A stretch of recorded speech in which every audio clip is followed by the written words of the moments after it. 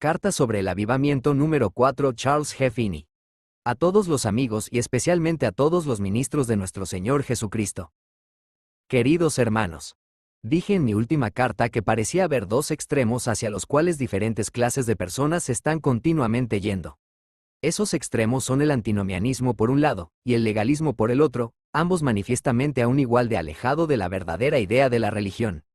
En esa carta hice algunas observaciones sobre la clase de legalistas. En esta me propongo destacar la clase antinomiana. El antinomianismo es el extremo opuesto del legalismo. Los legalistas son todo trabajo, y los antinomianos nada de trabajo. Estos últimos han sido casi universalmente legalistas y muy santurrones. Han trabajado mucho con sus propias fuerzas, y con un espíritu perfectamente legal, en oposición a un espíritu evangélico. Han dependido de sus propias resoluciones, y han encontrado que éstas son una caña cascada y un cayado quebrado. En resumen, por lo general han pasado por casi todas las etapas de la experiencia legal, desde la formalidad muerta de un fariseo moralista hasta los agudos conflictos y los esfuerzos angustiosos descritos en Romanos 7. Han sabido lo que es estar ciego a sus propios pecados, y también lo que es estar en buena medida despierto a sus propios pecados, lo que es no hacer casi ningún esfuerzo para servir al Señor, y lo que es hacer los esfuerzos más angustiosos con sus propias fuerzas. Por lo general, han sido llevados a ver la futilidad, el vacío y la absoluta maldad de todos estos esfuerzos moralistas, originados y sostenidos. Al descubrir su propia impotencia y ser malos filósofos, saltan al extremo opuesto, y de ser todo trabajo y nada de fe, se convierten en todo fe y nada de trabajo, sin considerar que esta clase de fe está muerta, estando solos. Parecen no darse cuenta de que su fe es un estado de la sensibilidad y no del corazón, un estado mental pasivo y no activo. No toca la voluntad. Si así fuera, sus obras lo demostrarían. Es muy evidente que llegan a ese estado, generalmente, oscilando como un péndulo de un extremo al otro. Habiendo aprendido la locura de los esfuerzos autojustificados y de los que se originan por sí mismos, sienten una especie de desprecio por todo esfuerzo y vuelven a caer en un estado de indolencia y quietud.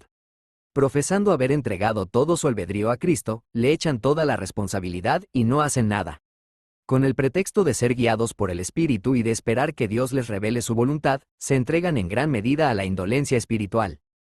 Esta clase de personas son extremadamente propensas a suponer que todos los esfuerzos para promover avivamientos son, por supuesto, esfuerzos legales, como ellos saben que solían hacer.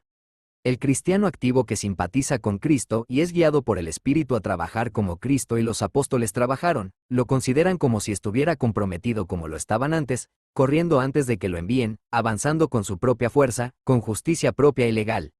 Ahora bien, estas queridas almas no se dan cuenta de que existe tal cosa como una gran actividad espiritual y agresividad, y que la verdadera espiritualidad siempre implica esto, que la verdadera fe siempre engendra simpatía por Cristo, que el verdadero cristianismo es siempre, y necesariamente el espíritu de misiones, de avivamientos, de autosacrificio, de actividad santa, que es un principio vivo y energizante, que la santidad en el hombre es exactamente lo que fue en Cristo. En efecto, la santidad es siempre una y la misma cosa, benevolencia o buena voluntad. Y, por una ley de su propia naturaleza, continuamente realiza esfuerzos para realizar el gran fin de la benevolencia, es decir, el bien supremo de todos los seres. El verdadero cristianismo es la ley del amor escrita en el corazón por el Espíritu Santo y, por supuesto, necesariamente llevada a la práctica en la vida. Ahora bien, cualquier cosa que profese ser cristianismo y no simpatiz con Cristo, debe ser un engaño. El error del antinomiano no reside, como en el caso del legalista, en la falta de comprensión de la vacuidad, la locura e incluso la maldad de todos los esfuerzos farisaicos por agradar a Dios, sino más bien en una comprensión errónea de la naturaleza de la fe y de la verdadera religión. No distinguen entre la fe que consiste en una persuasión del intelecto, acompañada de un estado correspondiente de sentimiento, en el que, sin embargo, no haya sentimiento del corazón o la voluntad, y la fe en la que el corazón o la voluntad se rinden más plenamente a la verdad percibida y admitida. La fe del corazón es necesariamente un principio poderoso y activo.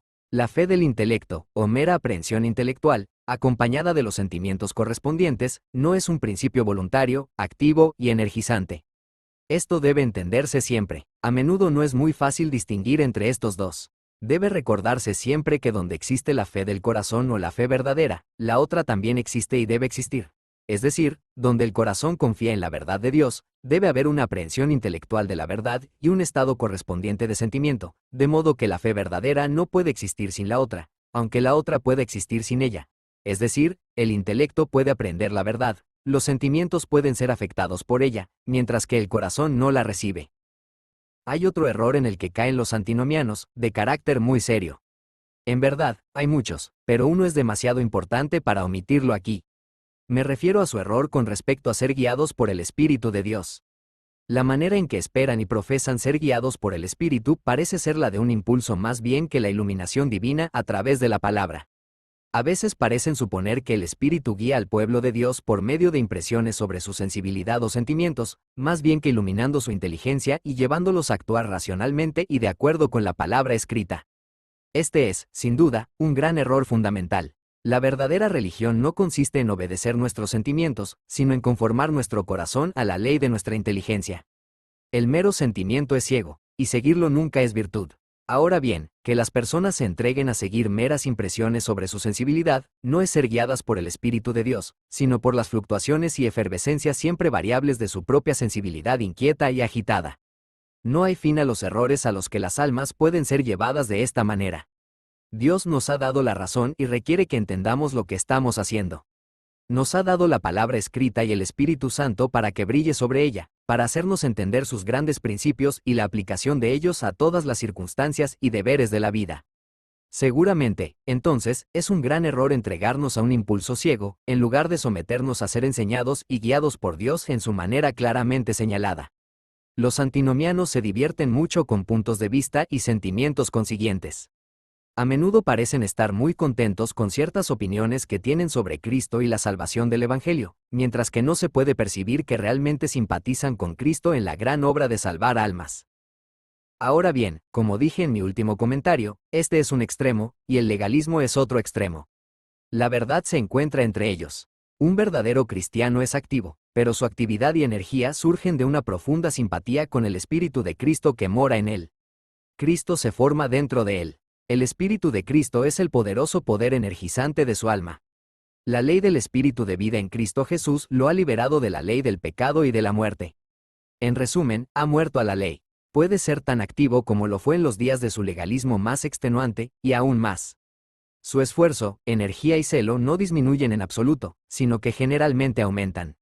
De hecho, siempre aumentan, a menos que se haga la comparación con sus estados legales más convictos y agonizantes.